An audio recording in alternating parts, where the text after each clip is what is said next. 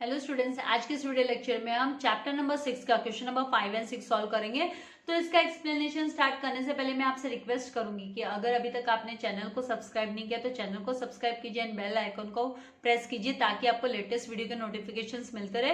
Video को like and share जरूर से कीजिएगा। Question number 5, state with reasons whether you agree और disagree with the following statement. जो नीचे दिए हुए स्टेटमेंट है उसके साथ आप अग्री करते हो या डिसअग्री करते हो, आप सहमत हो या आप असहमत हो, और आपको उसका अगर आप सहमत हो तो क्यों सहमत हो, आप अगर असहमत हो तो क्यों असहमत हो, तो उसका कारण आपको साथ में लिखना है। तो यहाँ पे ये 4 मार्क्स के लिए क्वेश्चन आता है। 12th बोर्ड में भी ये 4 मार्क्स के लिए पूछा जाता है। तो India is experiencing population explosion. आप इस बात से सहमत हो क्या कि ये पॉपुलेशन एक्सप्लोशन को इंडिया एक्सपीरियंस कर रहा है? तो हाँ, हमारी कंट्री की पॉपुलेशन कितनी बढ़ती जा रही है, फास्टर ग्रोइंग है ना, राइट। तो यहाँ पे हम लिखेंगे I agree with the above statement. इसका कारण, तो पॉपुलेशन एक्सप्लोशन क्या है, तो इज अ सिचुएशन, ये सिचुएशन है जहां पे where the growth of population is faster than the growth and development of the economy. Economy की ग्रोथ एंड डेवलपमेंट से ज्यादा है, फास्टर है। Now population explosion in India is due to high birth rate, high birth rate की वजह से and low death rate के वजह से है। नाउ इसका कारण और the causes of high birth rate क्या है, तो आपको है ना पॉइंट्स लिख देना है। इलिटरेसी है, यूनिवर्सलाइजेशन ऑफ मैरिज है, क्योंकि पूरी की पूरी तो आप है ना डीपली एक्सप्लेन नहीं कर पाओगे इन कॉन्सेप्ट्स को, क्योंकि ये 4 मार्क के लिए आता है। इसलिए आपको है ना जो की पॉइंट्स है वो लिख देना है। Illiteracy, universalization of marriage, age of marriage, preference for male child, joint family system etcetera, ये सब इसके कारण है। Then the causes of low death rate क्या है, तो द लो डेथ का जो कारण है are improvement in medical facilities, medical facilities में इंप्रूवमेंट की वजह से। Then decline in maternal mortality rate, then fall in infant mortality rate, then increase in literacy etcetera. इसके कारण की वजह से ना जो डेथ रेट है वो कम हो गई है। तो इंडिया इज इन, उसके बाद में इंडिया कौन से स्टेज में है, तो India is in the second stage of demographic transition. Demographic transition के ना 3 स्टेज है। पहला स्टेज है फर्स्ट स्टेज जिसमें लो ग्रोथ ऑफ पॉपुलेशन है, सेकेंड स्टेज है जिसमें हाई ग्रोथ ऑफ पॉपुलेशन है, एंड थर्ड स्टेज है जिसमें लो और स्टेबल पॉपुलेशन है। तो हम लोग लो एंड स्टेबल पॉपुलेशन में हम एंटर करेंगे, अभी तक एंटर किए नहीं, हम सेकेंड पोजीशन में है जहां पर है ना हाई ग्रोथ ऑफ पॉपुलेशन है 10। इसीलिए हम लिखेंगे लास्ट में 10 इंडिया एक्सपीरियंसिंग, इंडिया एक्सपीरियंस कर रही है population explosion. Now second question यहाँ पे, death rate is falling rapidly in India. Death rate है ना कम होते जा रही है इंडिया में, इसका कारण क्या है, तो यहाँ पे आपको थोड़ा थोड़ा एक्सप्लेन कर देना है कि I agree with the above statement. अभी है ना due to wide spread, due to बढ़ती हुई medical facilities and health facilities की वजह से एपिडेमिक्स जैसे कि प्लेग है, कॉलेरा है, स्मॉल पॉक्स है, ये सब इरेडिकेट हो गए हैं, ये सब रिमूव हो गए हैं, कम हो गए एकदम, मतलब एक तरीके से हमने इन पे जीत पा ली है, ये हट गए हैं, almost been eradicated. And improvement in literacy, साक्षरता भी लोगों में बढ़ी है, अमंग वुमेन में भी बढ़ी है, उसकी वजह से has resulted in decline in infant mortality rate and due to other factors जैसे कि सोशल रिफॉर्म आए हैं, हम सुपरस्टिशियस नहीं रहे हैं अभी, हम है ना मतलब हम अंधविश्वासी नहीं है, और रैपिड अर्बनाइजेशन की वजह से improvement in standard in living etcetera, इन सब की वजह से ना डिक्लाइन हुई है, डेथ रेट में कमी आई है। देन फिर आपको डेथ रेट में कितना फॉल हुआ है वो लिख देना है। तो the death rate in India has fallen from 22.8 था 1951 में, 22.8 पर 1000 के पीछे 22 ये जो एवरेज था वो 22.8 था। तो और ये ना कम होकर, ये जो परसेंटेज है वो कम होकर कितना हो गया, तो 7.48 कम हो गया इन 2011 सेंसस ऑफ इंडिया की रिपोर्ट के सेंसस के हिसाब से। ये 2011 में ये 7.48 डेथ रेट हो गया है। तो ये आपको लिख देना है as per the census of India reports. 10 death rate is falling, rapidly falling, ये रैपिडली फॉल हो रहा है, फॉलिंग रैपिडली इन इंडिया। इस तरीके से आपको आंसर को लिखना है। Now moving to the next, optimum population क्या है? Optimum population contributes economic development of a country. हाँ, ऑप्टिमम पॉपुलेशन का मतलब है जितना रिसोर्सेस है कंट्री में उसके इक्वल में ही पॉपुलेशन है। तो आई अग्री विद दिस स्टेटमेंट, आपको लिखना है कि I agree with this statement, I agree with this statement. फिर इन द कंडीशन, यहाँ पे पहले रीजन कि ऑप्टिमम पॉपुलेशन का मतलब क्या है, तो optimum population refers to the size of population, size of population at which natural resources are properly utilize, जहाँ पे हम है ना नेचुरल रिसोर्सेज को प्रॉपरली यूटिलाइज करते हैं। And in the condition of optimum population natural resources, optimum population की condition में क्या होता है, natural resources are used at optimum level पे इनका यूज किया जाता है and it leads to optimum economic development. ये ऑप्टिमम इकोनॉमिक डेवलपमेंट को भी बढ़ावा देता है, लीड करता है। Now in the under population का मतलब क्या होता है, तो अंडर पॉपुलेशन होता है कि नेचुरल रिसोर्सेज वो ज्यादा होते हैं, एक्सीड करते हैं, पॉपुलेशन ग्रोथ से ज्यादा होते हैं। जो नेचुरल रिसोर्सेज है वो ज्यादा है, मतलब खपत कम है, उसको यूज करने वाले लोग पब्लिक कम है। And in condition of over population क्या होता है, तो पॉपुलेशन ग्रोथ है वो ज्यादा होती है, वो एक्सीड करती है अवेलेबिलिटी ऑफ नेचुरल रिसोर्सेज की अवेलेबिलिटी से ज्यादा होती है पॉपुलेशन। एंड इसका क्या होता है, इसका है ना नेगेटिव इफेक्ट होता है फिर इकोनॉमिक डेवलपमेंट पे, क्योंकि है ना लोगों की जो इच्छाएं हैं, उनकी डिजायर्स है, उनकी पूर्ति नहीं हो पाती है, उनकी आपूर्ति नहीं हो पाती है, राइट, वो फुलफिल नहीं हो पाते हैं उनकी डिमांड्स, तो उसके लिए उसका नेगेटिव एडवर्स इफेक्ट होता है इकोनॉमिक डेवलपमेंट में। तो इन अदर वर्ड्स हम बोलेंगे कि in optimum population resources are sufficient, resources sufficient होते हैं, एडिक्वेट रिसोर्सेज अवेलेबल होते हैं नेचर में to meet the requirements of the country's population, country की पॉपुलेशन की रिक्वायरमेंट को मीट करने के लिए। And it results into a balance between population growth and availability of resources. Resources की अवेलेबिलिटी एंड पॉपुलेशन ग्रोथ में ये बैलेंस बनाए रखता है, ये समानता बनाए रखता है। इसीलिए हम बोलेंगे कि 10 optimum population contributes economic development of a country, country के इकोनॉमिक डेवलपमेंट में ये सहयोग करता है, योगदान देता है। तो इस तरीके से आपको इसको लिखना है। क्वेश्चन नंबर 4 में यहाँ पे human resources play an important role in economic development. तो हाँ, we agree with this, right, क्योंकि ह्यूमन रिसोर्सेज वो है ना इम्प्रूवमेंट करता है, इंपॉर्टेंट है इकोनॉमिक डेवलपमेंट के लिए भी, क्योंकि स्टैंडर्ड ऑफ लाइफ भी इंप्रूव करता है। तो यहाँ पे हम लिखेंगे I agree with the above statement.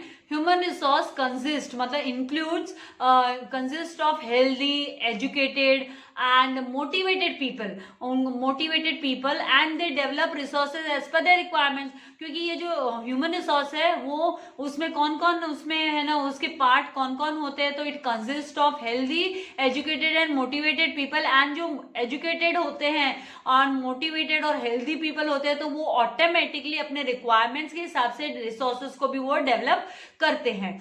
तो उसके बाद में human development reduces civil disturbances, जो सिविल डिस्टर्बेंस, आपसी झगड़े हैं, मतभेद है, आर्ग्यूमेंट्स है सोसाइटीज में, तो उसको भी ये कम करता है। क्योंकि एजुकेटेड पीपल है, हम बोलते हैं ना एजुकेटेड है तो हम बोलते हैं कि हमें किसी की मुंह नहीं लगना है, भाई छोड़िए, इससे बात करके कोई फायदा नहीं है, तो वी जस्ट लीव, राइट। तो एजुकेटेड पीपल है वो है ना सिविल डिस्टर्बेंसेस को कम करते हैं सोसाइटी में, ह्यूमन डेवलपमेंट की वजह से, ह्यूमन डेवलपमेंट की वजह से ही होता है ना, ये रिड्यूस होता है सिविल डिस्टर्बेंसेस। एंड जो पॉलिटिकल स्टेबिलिटी है उसको भी वो बढ़ाते हैं, इंक्रीज करते हैं, बढ़ावा देते हैं। Then it helps in increasing human productivity, काम करने की जो क्षमता है, प्रोडक्टिविटी क्षमता है, उसको भी ये बढ़ाता है, इंक्रीज करता है। एंड ह्यूमन डेवलपमेंट है वो इंक्रीज करता है, वाइडन करता है, ब्रॉडर करता है all the aspects of human development. सारे के सारे जो एस्पेक्ट्स है ह्यूमन डेवलपमेंट के, जो फेजेस है, इकोनॉमिक एस्पेक्ट हो गया, सोशल, कल्चरल एंड पॉलिटिकल, ये सबको इंप्रूव करता है, ब्रॉडर करता है, वाइडन करता है ये human development. Then it also helps in controlling the population growth को भी कंट्रोल करने में हेल्प करता है। एंड देन इसीलिए फिर लास्ट में आपको लिखना है 10 human resources play an important role in economic development में ये इंपॉर्टेंट रोल प्ले करता है। Now moving to the 5th one, birth rate is declining due to changes in standard of living improve होने की वजह से है ना, जो बर्थ रेट है वो कम हो रही है, डिक्लाइन हो रही है। तो आपको लिखना आई agree with the above statement, जो अबव स्टेटमेंट है उससे मैं अग्री करती हूँ। एंड इसका कारण क्या है, रीजन क्या है, तो due to improvement in standard of life, standard in living, attitude of people है, जो लोगों का जो एटीट्यूड है वो भी है ना चेंज हो गया है टूवर्ड्स द मैरिज, शादी को लेकर और चाइल्ड बर्थ को लेकर वो चेंज हो गया है, एटीट्यूड चेंज हो गया है। एंड ये जो the improved standard of living है उसने है ना फैमिली प्लानिंग की अवेयरनेस को बढ़ाया है कि भाई है ना फैमिली प्लानिंग मतलब क्या होता है कि है ना child should not be by chance, कि है ना बच्चे का जन्म है, birth of a child should not be by chance है, it should be determined by the parent ने डिसाइड किया हुआ होना चाहिए, ऐसे नहीं कि हाँ भाई हो गया लग बाय चांस, ऐसा वाला बात नहीं होना चाहिए करके।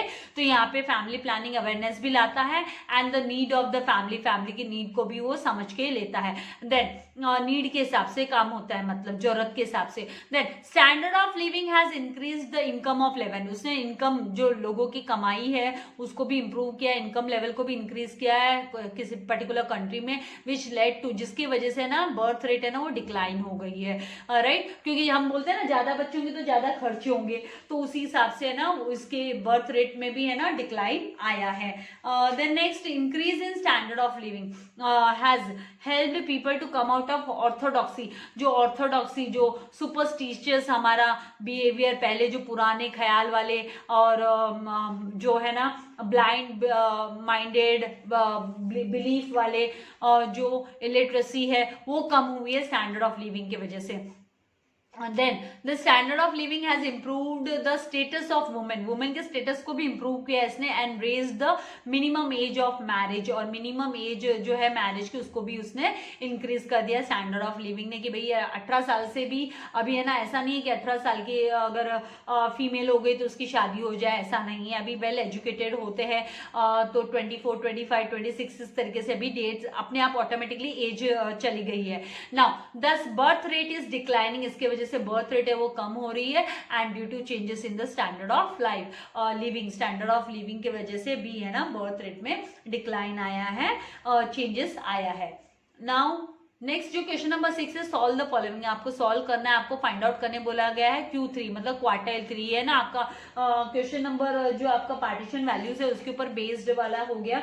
तो यहाँ पे आपको डेटा दिया हुआ है, तो यहाँ पे जो डेटा दिया है, टेबल दिया है, उसमें आपको क्यूमुलेटिव फ्रीक्वेंसी फाइंड आउट करना होगा।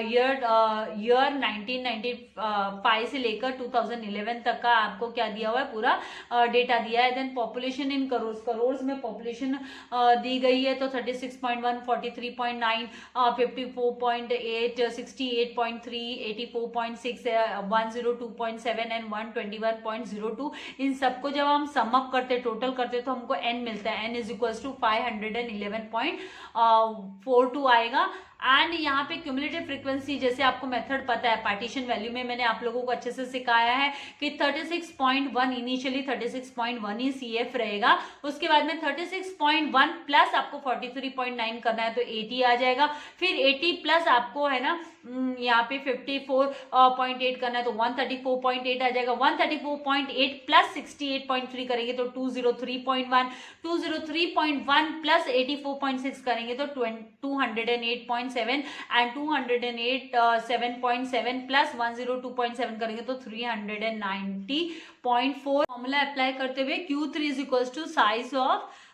3 जहां पर n+1/4 ऑब्जर्वेशन, तो Q3 निकालने के लिए Q3 is equals to size of 3 and n आपका क्या है, तो n यहाँ पे आपका 511.42 आया है, तो 511.42 हम लिख लेंगे +1/4 observation, and then Q3 is equals to size of 3, फिर इसका 511 प्लस 1 करेंगे तो 512 आ जाएगा, 512.42/4 ऑब्जर्वेशन, जब आप इसको डिवाइड करोगे 512.42 को डिवाइड बाय 4 करोगे तो 128.105 इस तरीके से आपको आएगा। तो इसको आपको फिर क्या करना है, मल्टीप्लाई करना होगा 3 से, साइज ऑफ 3 इसीलिए 3 से मल्टीप्लाई करेंगे तो जो साइज ऑफ 384.315 आएगा। तो ये आपका कहाँ लाई होता है, ये आपको चेक करना है। तो यहाँ पर जो क्यूमुलेटिव फ्रीक्वेंसी दी हुई है, क्यूमुलेटिव फ्रीक्वेंसी, तो यहाँ पे हम देखेंगे कि हाईएस्ट या तो इक्वल होना चाहिए उसके, या फिर उसके अबव होना चाहिए। तो यहाँ पे 384.315 कहाँ पर है क्या, तो वो तो नहीं है। तो उससे जस्ट आगे क्या है, 390.4 है। तो हम 394 वाला लाइन है, ये जो रो है वो सिलेक्ट कर लेंगे। तो यहाँ पर जो 2001 है, ये जो 2001 ईयर है, ये Q3 होगा। 2001 है ना, इसकी सिद्ध में हम देखते हैं तो 2001 है, ये Q3 होगा हमारा। तो यहाँ पे हम लिखेंगे कि ये जो ऑब्जर्वेशन लाई करता है, क्यूमुलेटिव फ्रीक्वेंसी 390.4 में लाई करता है, 390.4 में लाई करता है। हेंस इसीलिए क्वार्टाइल वैल्यू जो होगी वो ईयर 2001 होगी। तो हमारा जो आंसर होगा Q3 का वो होगा ईयर 2001। तो इस तरीके से आपको ये आंसर लिखना है। तो आई होप यहाँ तक आपको कॉन्सेप्ट क्लियर हो गया है। कुछ नहीं है, जो आपने पार्टीशन वैल्यू में किया था उसी के हिसाब से इसको भी सॉल्व करना है। अभी नेक्स्ट जो क्वेश्चन दिया है, draw the population growth curve. हमें पॉपुलेशन ग्रोथ कर्व ड्रॉ करने बोला है फ्रॉम द गिवन डेटा। ये जो डेटा दिया हुआ है, ये जो अवेलेबल डेटा है, इसके बेसिस पे ही हमको करना है। तो ये जो दिया हुआ है year and population in crore दी हुई है, तो हम क्या करेंगे, वाई एक्सिस पे हम है ना पॉपुलेशन इन करोड़ लेंगे। स्केल, हम स्केल सिलेक्ट करें तो स्केल पे हम लिखेंगे on Y axis 1 centimetre is equals to क्या होगा, 10 करोड़ होगा। एंड एक्स एक्सिस पे हम क्या ले लेंगे, एक्स एक्सिस पे हम ईयर ले लेंगे, ईयर ले लेंगे। तो यहाँ पर आप जब है ना वाई एक्सिस 10 करोड़ आप ले रहे हो, और आप देख रहे हो कि यहाँ पे डेटा में है ना आपको यहाँ पे जो पॉपुलेशन इन करोड़ 36 करोड़ से स्टार्ट हो रहा है। तो आप बेटर हम 2 कॉलम बढ़ाने से अच्छा हम यहाँ पे है ना ये क्रिज लेकर, ये क्रिंक जो क्रिक लाइन है, क्रिंक लाइन है, वो लेकर हम है ना यहाँ पे 30 से स्टार्ट कर सकते हैं क्रिंक लाइन लेने के बाद। तो यहाँ पे 30, 40, 50, 60, 70, 80, 90, 100, 120 एंड 130 तक हम ले लेंगे। उसके बाद में हम है ना वाई एक्सिस पे, हम एक्स एक्सिस पे हम 1951, 1961, 1971 और इस तरीके से हम ईयर लिख लेंगे। और सबसे पहले 1951 में कितना है, तो 36.1 करोड़। तो यहाँ पे हमको 36 लेने के लिए हमको देखना होगा कि भाई 36 हमारा कहाँ पे लाया होगा। तो 35 के बाद 36.1, तो यहाँ पे हम सिलेक्ट कर लेंगे। एंड उसके बाद में जो नेक्स्ट दिया है वो हमको 43.9 है। तो 1961 में 43.9 हमको सिलेक्ट कर लेना है। 40 के बाद में 43 आएगा, तो देखना है आपको 43.1 अप्रोक्सीमेटली। आपको ग्राफ नहीं मिलने वाला है एग्जाम में, लेकिन आपको उसके अप्रोक्सीमेट आपको इस तरीके से ले लेना है। फिर उसके बाद में आपको है ना 1971 में 54.8 है, तो 54.8 है ना, आपको 54.8 1971 में ले लेना है। फिर 1981 का जो दिया है वो 68.3 है, तो 68.3 यहाँ पर आपका बिलो 70 आएगा, 68.3 आपको ले लेना है 1981 में। और 1991 में 84.6 है, तो 84.6 80 के बाद में 80 एंड 90 के बीच में लाए होगा, नियर बाय यहाँ पे बीच में बिलो 85, यहाँ पे 84.6 आपको ले लेना है। उसके बाद में 2001 में 102, यहाँ पे 102 बोला है, तो आपका 102 है ना 100 के बाद में जस्ट थोड़ा सा 102.7 आपको ले लेना है। एंड 2011 में 2011 में आपको जो लेने बोला है वो लेने बोला है 121.02। तो यहाँ पे 120 के बाद में आपको 121.02 आपको ले लेना है। तो इस तरीके से आपको ये जो पूछा है ग्रोथ कर्व, और फिर बाद में ये पॉइंट्स लेने के बाद में आपको इनको ज्वाइन कर देना। ये ज्वाइन करेंगे तो ये जो लाइन है इसको कर्व बोला जाता है, this is called age curve. ये कर्व होगी, पॉपुलेशन ग्रोथ कर्व होगी, तो ये आपको इस तरीके से ये लाइन ड्रॉ कर देनी है। तो इस तरीके से आपको ये प्रेजेंट करना है। तो आई होप आपको कॉन्सेप्ट क्लियर हो गया है। तो अभी आपको क्या करना है, ये सब नोट डाउन करना है बुक में, एंड टेक्स्ट बुक रीडिंग करनी है। वीडियो को लाइक करना और शेयर करना नहीं भूलना है। Thank you very much. God bless you all dear students. Question number 4 में यहाँ पे human resources play an important role in economic development. तो हाँ, we agree with this, right, क्योंकि ह्यूमन रिसोर्सेज वो है ना इम्प्रूवमेंट करता है, इंपॉर्टेंट है इकोनॉमिक डेवलपमेंट के लिए भी, क्योंकि स्टैंडर्ड ऑफ लाइफ भी इम्प्रूव करता है। तो यहाँ पे हम लिखेंगे I agree with the above statement. Human resource consist मतलब includes consist of healthy, educated and motivated people. Motivated people and they develop resources as per their requirements. क्योंकि ये जो human resource है वो उसमें कौन कौन उसमें है ना, उसके पार्ट कौन कौन होते हैं, तो it consist of healthy, educated and motivated people. and जो educated होते हैं और motivated और healthy people होते हैं तो वो ऑटोमेटिकली अपने रिक्वायरमेंट्स के हिसाब से रिसोर्सेज को भी वो डेवलप करते हैं. तो उसके बाद में human development reduces civil disturbances. जो सिविल डिस्टर्बेंस, आपसी झगड़े हैं, मतभेद है, आर्ग्यूमेंट्स है सोसाइटीज में, तो उसको भी ये कम करता है. क्योंकि एजुकेटेड पीपल है, हम बोलते हैं ना एजुकेटेड है तो हम बोलते हैं कि हमें किसी की मुंह नहीं लगना है भाई, छोड़िए इससे बात करके कोई फायदा नहीं है, तो वी जस्ट लीव, राइट. तो एजुकेटेड पीपल है वो है ना सिविल डिस्टर्बेंसेस को कम करते हैं सोसाइटी में. ह्यूमन डेवलपमेंट की वजह से, ह्यूमन डेवलपमेंट की वजह से ही होता है ना, ये रिड्यूस होता है सिविल डिस्टर्बेंसेस. एंड जो इन पॉलिटिकल स्टेबिलिटी है उसको भी वो बढ़ाते हैं, इंक्रीज करते हैं, बढ़ावा देते हैं. Then it helps in increasing human productivity. Human productivity, काम करने की जो क्षमता है, प्रोडक्टिविटी क्षमता है, उसको भी ये बढ़ाता है, इंक्रीज करता है. एंड ह्यूमन डेवलपमेंट है वो इंक्रीज करता है, वाइडन करता है, ब्रॉडर करता है all the aspects of human development. सारे के सारे जो एस्पेक्ट्स है ह्यूमन डेवलपमेंट के, जो फेजेस है, इकोनॉमिक एस्पेक्ट हो गया, सोशल, कल्चरल एंड पॉलिटिकल, ये सबको इंप्रूव करता है, ब्रॉडर करता है, वाइडन करता है ये human development. Then it also helps in controlling the population growth. Population growth को भी कंट्रोल करने में हेल्प करता है. एंड देन इसीलिए फिर लास्ट में आपको लिखना है 10 human resources play an important role in economic development. Economic development में ये इंपॉर्टेंट रोल प्ले करता है. Now moving to the fifth one, birth rate is declining due to changes in standard of living. Standard of living improve होने की वजह से है ना, जो बर्थ रेट है वो कम हो रही है, डिक्लाइन हो रही है. तो आपको लिखना आई agree with the above statement. जो अबव स्टेटमेंट है उससे मैं अग्री करती हूँ.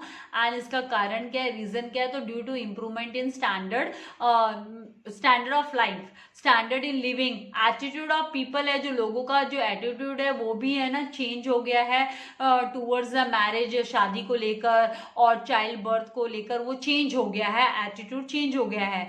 एंड ये जो the improved standard of living है उसने है ना फैमिली प्लानिंग की अवेयरनेस को बढ़ाया है. कि भाई है ना फैमिली प्लानिंग मतलब क्या होता है कि है ना child should not be by chance, कि है ना बच्चे का जन्म है, birth of a child should not be by chance है, it should be determined by the parent. Parent ने डिसाइड किया हुआ होना चाहिए. ऐसे नहीं कि हाँ भाई हो गया लग बाय चांस, ऐसा वाला बात नहीं होना चाहिए करके. तो यहाँ पे फैमिली प्लानिंग अवेयरनेस भी लाता है and the need of the family, family की नीड को भी वो समझ के लेता है. देन नीड के हिसाब से काम होता है, मतलब जरूरत के हिसाब से. Then standard of living has increase the income of level. उसने इनकम, जो लोगों की कमाई है उसको भी इंप्रूव किया, इनकम लेवल को भी इंक्रीज किया है किसी पर्टिकुलर कंट्री में, विच लेड टू, जिसकी वजह से ना बर्थ रेट है ना वो डिक्लाइन हो गई है, राइट. क्योंकि हम बोलते हैं ना ज्यादा बच्चे होंगे तो ज्यादा खर्चे होंगे, तो उसी हिसाब से है ना उसके बर्थ रेट में भी है ना डिक्लाइन आया है.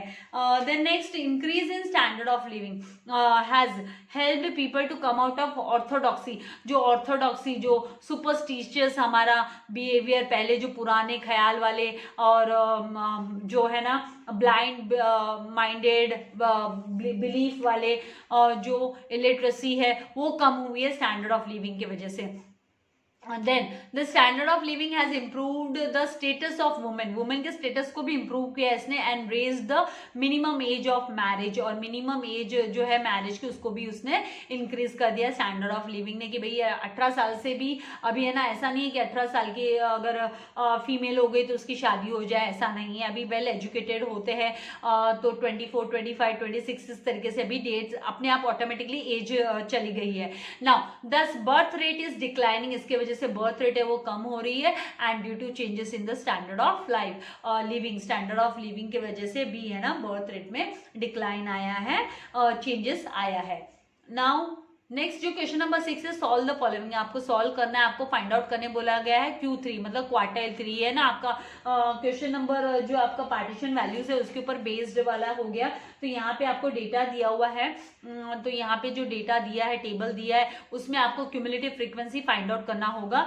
ईयर 1995 से लेकर 2011 तक का आपको क्या दिया हुआ है, पूरा डेटा दिया है। Then population in crore, crore में पॉपुलेशन दी गई है, तो 36.1, 43.9, 54.8, 68.3, 84.6, 102.7 एंड 121.02। इन सबको जब हम सम अप करते, टोटल करते, तो हमको n मिलता है, n इज इक्वल टू 511.42 आएगा।